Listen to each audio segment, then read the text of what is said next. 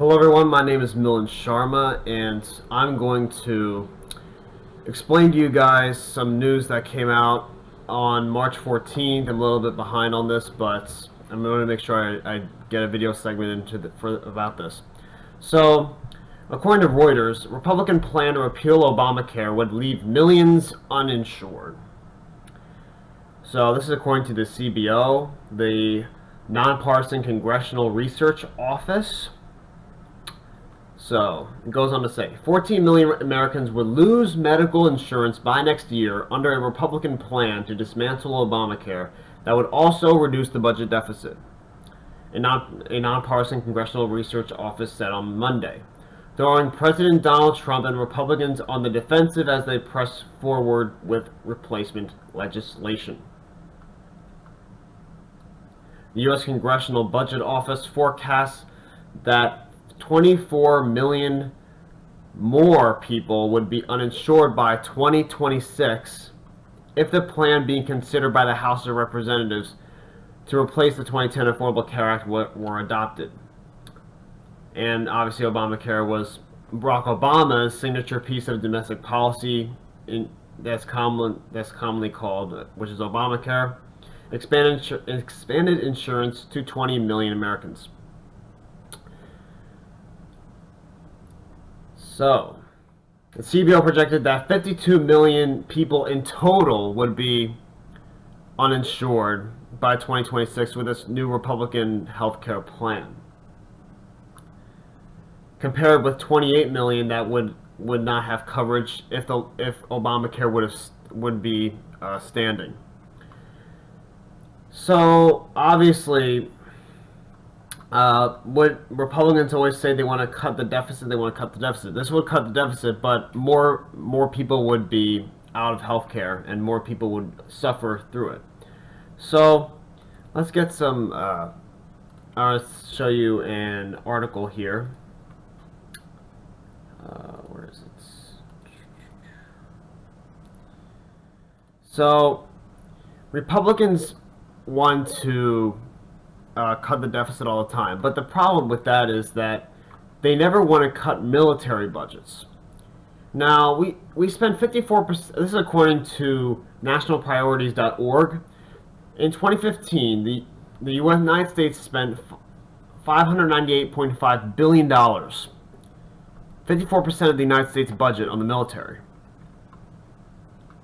And we don't have any grave threat facing us at all. We don't have any grave threat that is imminent at attacking us.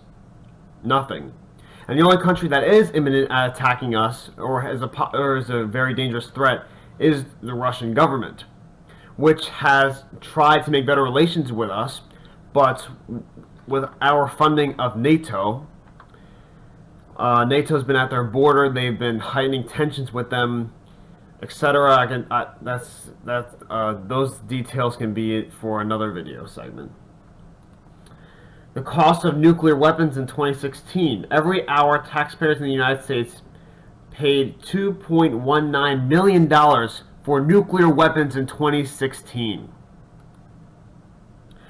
For foreign military assistance in 2016, every hour in the United States, they paid $1.42 million for foreign military assistance in 2016. I'll put the link below for these articles. So what this tells you is that not only Republicans, but Democrats are also beholden to their special interests. They're beholden to the military-industrial complex and corporations. When Obamacare passed, it was by no means perfect healthcare reform. In fact, it was a Republican plan of healthcare. It was endorsed by no other than I can't think of the name right now, but it was endorsed by a conservative think tank. And what this plan did was, it was basically a giveaway to the pharmaceutical companies. The pharmaceutical companies under the Obama administration actually wrote down this plan. They wrote it, the lobbyists that were in Obama's cabinet. And how do I know this? Because it didn't include the public option, which many Democrats wanted. Many Democrats wanted the public option in the 2010 Affordable Care Act. They wanted drugs to be able to be transported from other countries with safety standards to be cheaper for many consumers. But they didn't include any of these things. In fact, premiums did go under Obamacare. That is true. They did go up. But according to NPR, which I will find in a moment, let's see.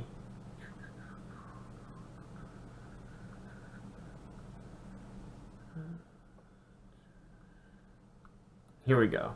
So according to NPR, the American Health Care Act, so that's the Republican plan they're trying to pass. So like I said earlier, uninsured people would spike.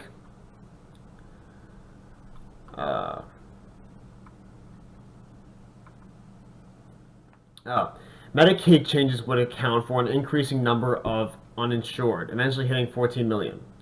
The rollback of the Affordable Care Act's Medicaid expansion would begin in 2020, cutting the number of people on the program. So they would roll back Medicaid expansions that were mandated under the Affordable Care Act, also known as Obamacare.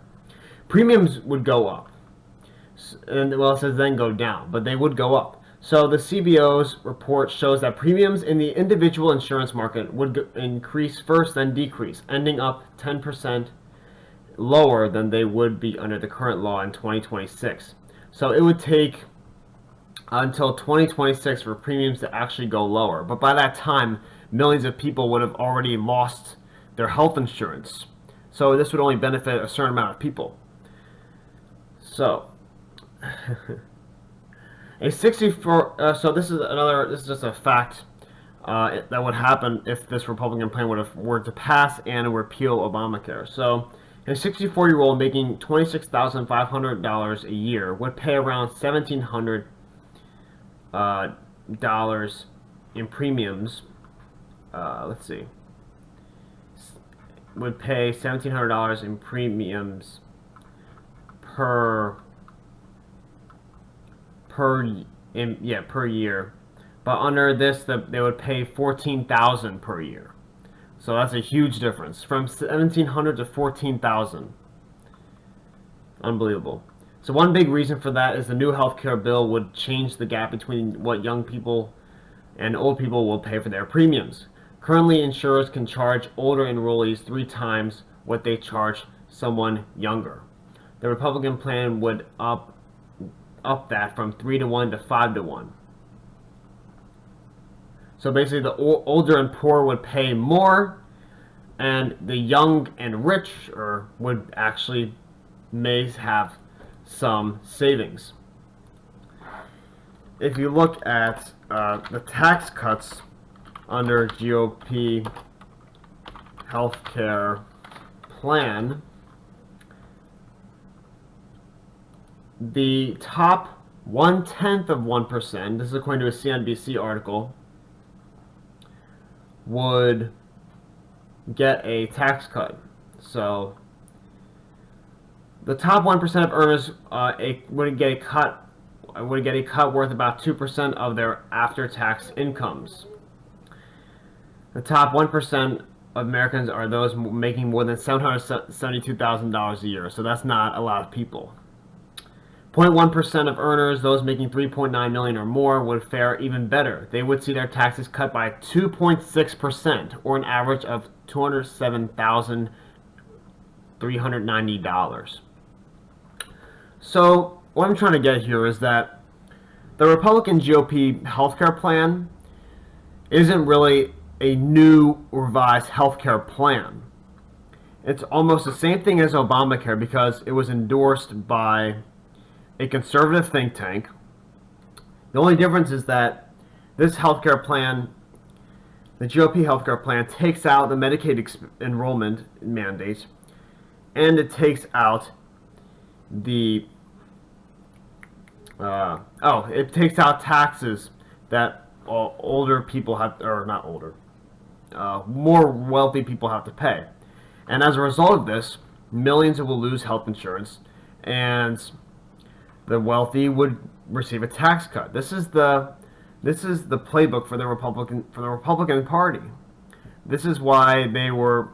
This is why many of them wanted Hillary Clinton to become president. Many neocons, and if you don't know what neocon is, a neoconservative is somebody that wants to expand wars in the Middle East and around the world without a desired goal. We've been doing it for over a decade. We spent almost $6 trillion in wars, and what have we got out of it?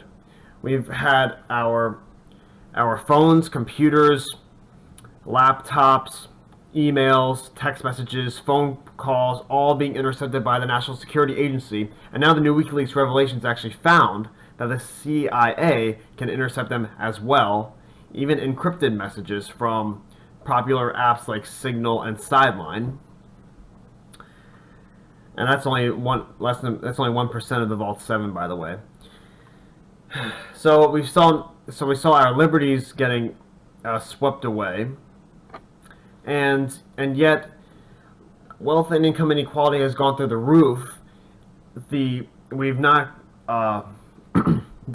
we have not created necessary steps to address climate change, which really is the main cause for what's going on in the Middle East. That's a whole different story. I'll get in that in a separate video segment.